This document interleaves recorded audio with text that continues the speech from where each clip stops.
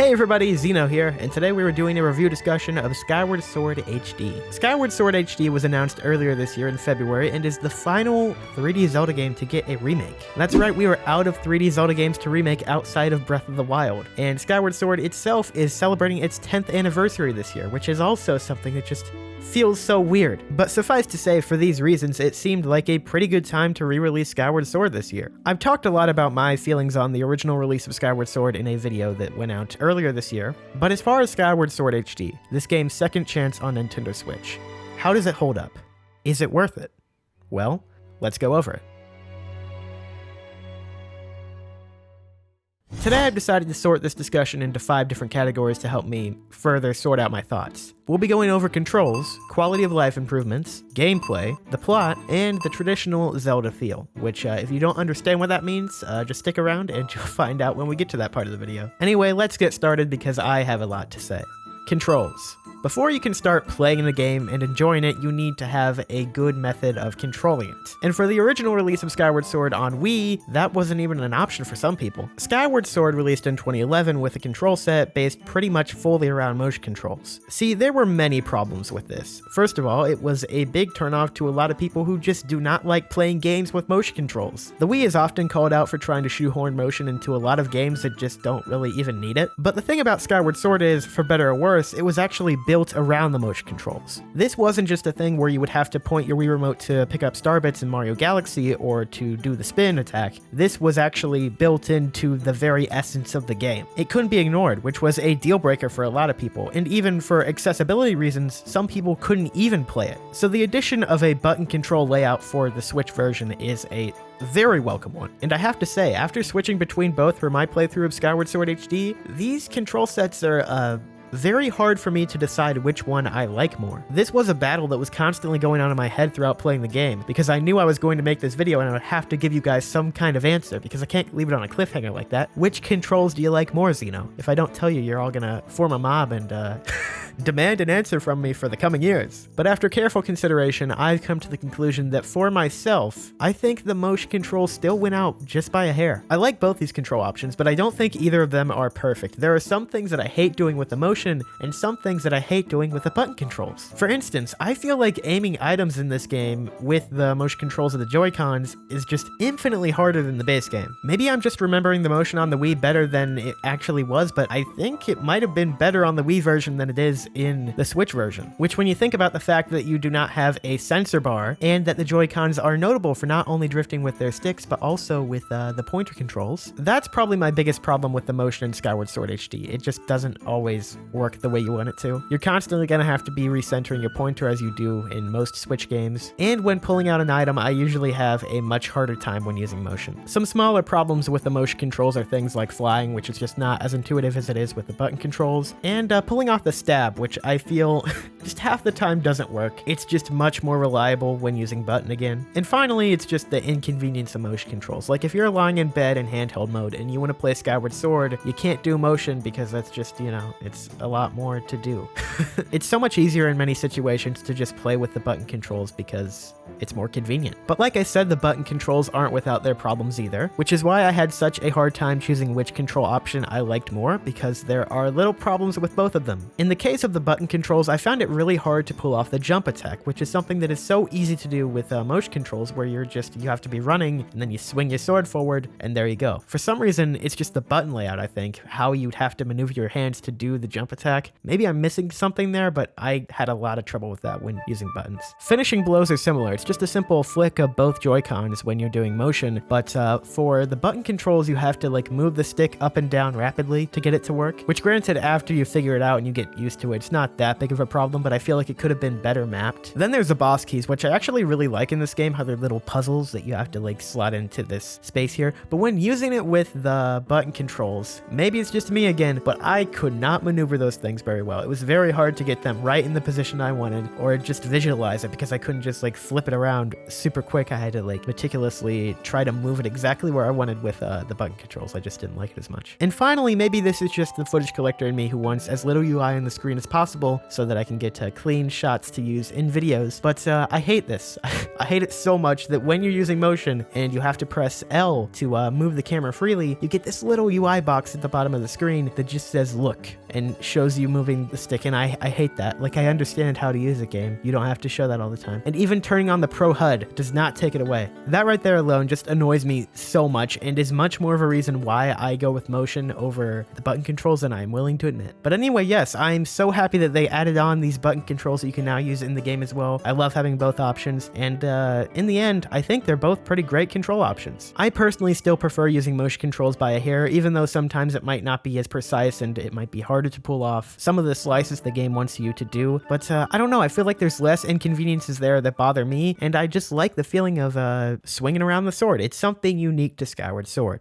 Okay, so moving on to quality of life improvements. I think that the number one thing that needs to be mentioned here that Nintendo opted to not mention until the very end is full camera movement. For those of you that did watch my other video on Skyward Sword earlier this year talking about why you should give the game a second chance, I mentioned in that video that the one thing I wanted to see the most out of Skyward Sword HD was full camera movement. I didn't think we would actually get it. I thought it was a bit of a pipe dream, but we did. And I have to say, it might not be noticeable to new players or people that have not played the original game in a long time, but as someone who has recently played the original game, and not even for long, my gosh, it's such an improvement. I'm a stickler for cameras in games. I want to be able to see what I'm doing and have full control over that camera. So to have that in Skyward Sword HD is just so nice, and one of my favorite things about the remake. Now, I got a little bit ahead of myself there talking about the camera because I was just so excited about it and to talk about it. I've been waiting to talk about this in a video, so I had to do it. But what I wanted to mention before that is just how poorly I think Nintendo marketed this game and all its improvements. This is something that should have been there in the reveal trailer. This, along with that entire quality of life trailer, these are things we should have known from the very start. Skyward Sword HD was a victim of a controversy earlier this year talking about, is it really worth it to pay $60 for this game, even though it came out 10 years ago at the price of $50? And I feel like just telling us this stuff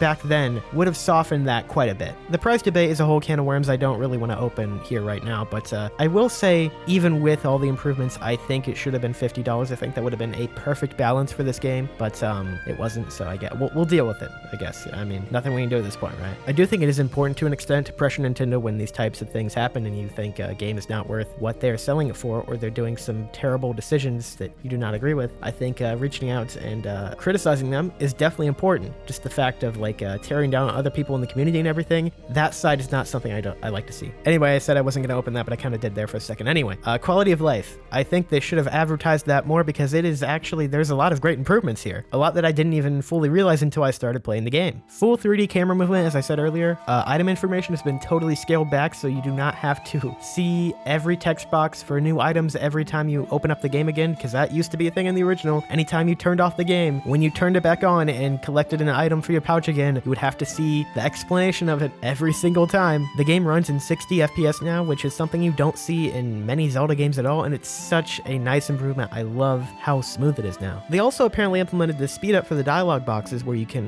press B to make them instantly scroll to the bottom and you can go on to the next box, which I didn't even know was a thing that wasn't in the original game. I just assumed, oh yeah, this was something that was in the original game when I was playing it in the HD version, but no, that wasn't a thing in the original game. And then there's Fi, which was a bit of a problem in the original game, where Fi was a bit too protective, giving us way too much advice and just explaining tutorials way too much and way too often. I think a lot of good changes have been made on this front. A lot of Fi's advice is now optional and you can click on it if you want to, or you can just let her stay in the sword, you know? I think there are some areas they could have scaled back even more, but overall, I'm happy with the improvements they made to Fi to make her just a more fun character, because I always liked Fi. It's just sometimes she can be a little much. I do kind of, in a weird way, miss the battery warnings though. It was just such an integral part of Skyward Sword on the Wii.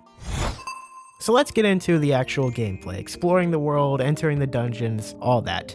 how is Skyward Sword in that regard? Well, as you would expect for an HD remaster, not a lot has changed here. This is still Skyward Sword. From a graphical perspective, it's easy to see that Skyward Sword HD does not do a lot to overhaul what the original game had already built. Most, if not all, the texture work here is the exact same, and it's really only been upscaled from the 480p on the Wii to 1080p on the Switch. The thing is though, I don't really think it needed much else. This game still looks beautiful. I feel like the argument in past years for Zelda remakes has been made between Wind Waker HD and stuff like Twilight Princess HD or Skyward Sword HD. In the case of Wind Waker, they redid the lighting engine, which really changed the whole look of the entire game. But in the case of Twilight Princess, where they mostly focused on textures, in the case of Skyward Sword, where they just upscaled, the games look the same, but better. It's a case of what the game looks like in your mind, what you imagine it looked like, but it never did, so now the HD remakes make it look like just what you always thought it looked like, but it's actually better, you know? Which is why I go back and think, what would it have been like if they released Twilight Princess HD and Skyward Sword HD before they released Wind Waker HD? Would people have been more accepting since they didn't have Wind Waker HD to base everything off of, and that like changed the entire game by just making it look much more bright and vibrant? But yeah, I still think Skyward Sword HD looks very nice. Would I have liked some more improvements and to maybe change up the style some?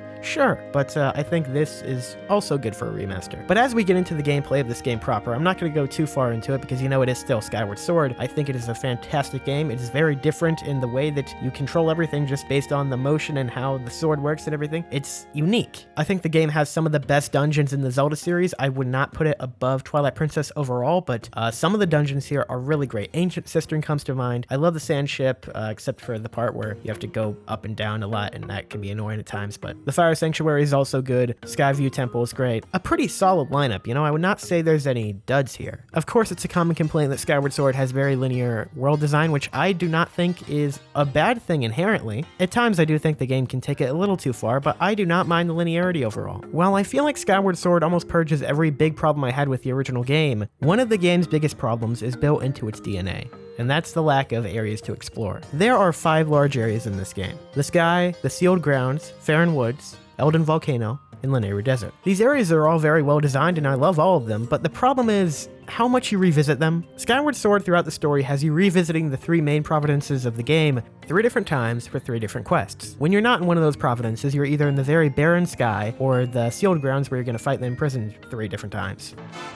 How many times do we have to teach you this lesson, old man? I love the young people. Now I can live with revisiting some providences, but the thing is Skyward Sword repeatedly sends you to the same places over and over. And while yes, there are different areas inside those different providences that you unlock, such as the Sand Sea, the Volcano Summit, and Floria Lake, but it's just not enough, and it's also still very similar. It's the same problem Breath of the Wild runs into with shrines. A lot of the game ends up feeling samey because of the lack of regional variance. There is a reason I had trouble remembering the order of events in Skyward Sword, and that's because once you take a break from the game, everything from the game starts to blend together. If this game was able to just split up its story into more providences and areas on the surface, I feel like that would benefit it so much. You could still have a pirate area, but don't make it the desert again. You could still have a temple based on a summit, but don't make it a volcano summit. And you can have a lake area, but don't put it in Faron Woods. This is my biggest problem with Skyward Sword, and I never expected the HD version to be able to fix it. But I'm just saying, if this game was designed with more variety in its areas,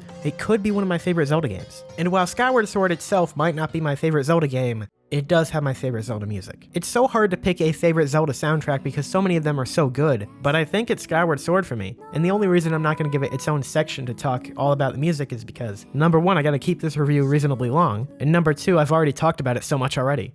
So when you hear people talk about a good plot in a Zelda game, one of the ones that often comes up is Skyward Sword. And there is a very good reason for this. That is because this is one of the best stories in the series. I brought this up before, but I feel like this was one of the first Zelda games where they actually cared about the story. A lot of the earlier Zelda games, A Link to the Past, Ocarina of Time, Majora's Mask, those games have very basic stories, but when you dig deeper, you find all the interesting stuff. Skyward Sword has that interesting story on the surface, and we saw this kind of start to break out with Twilight Princess and Wind Waker, but I think Skyward Sword is the best example. It's also got one of the best depictions of the Zelda cast like ever. This Link is probably the most expressive he's ever been, and the Zelda incarnation, oh my gosh, she is my favorite Zelda. This is the best Zelda incarnation, in my opinion. And Groose alone could win the character contest for this game. You don't even have to mention Impa, Zelda, Link, any of the other side characters.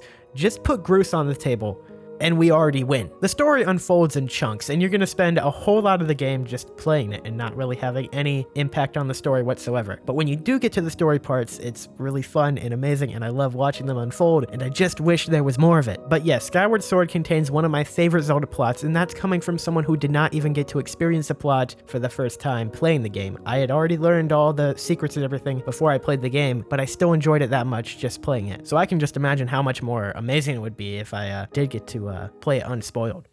And that brings us to the final section of this review, the traditional Zelda feel. So what the heck does that mean, Xeno? What do you mean by that? I guess I just mean it feels like an old Zelda game before Breath of the Wild, when the games had this formula to them, and Breath of the Wild kind of broke so many parts of that formula. It's just kind of nice to return to that. It's something special specifically about Skyward Sword HD and just the time that it released, because it is the first 3D Zelda game to have a remake or some re-release happen after Breath of the Wild. And for that very reason too, it's going to be a lot of people's first experience with that classic Zelda style after they were introduced to the series in Breath of the Wild. I've gone over this idea before, and I'm just going to plug it here so you guys can go watch that video if you want to know more about the idea, but it makes me just think back to, should we split Zelda? Should there be two different types of 2D Zelda? Should we have a more traditional Zelda go on, and should we also have this new style started by Breath of the Wild? Because when you look at them, they're similar. They're very similar in many ways. They share core DNA, but they also diverge in many important ways as well.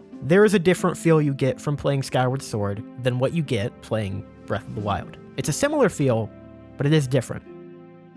Well, there's been a lot to say about Skyward Sword HD here today. A lot of praise, a lot of ideas for improvement, and just a pretty great game. The Legend of Zelda Skyward Sword HD is hands down the best way to play Skyward Sword, and I would highly recommend it to those who have never played the game before or those who are itching to play it again. The price is a little steep for the amount of overall improvements, so maybe wait and see for a sale if you're on the fence still, but nonetheless, it's a fantastic experience.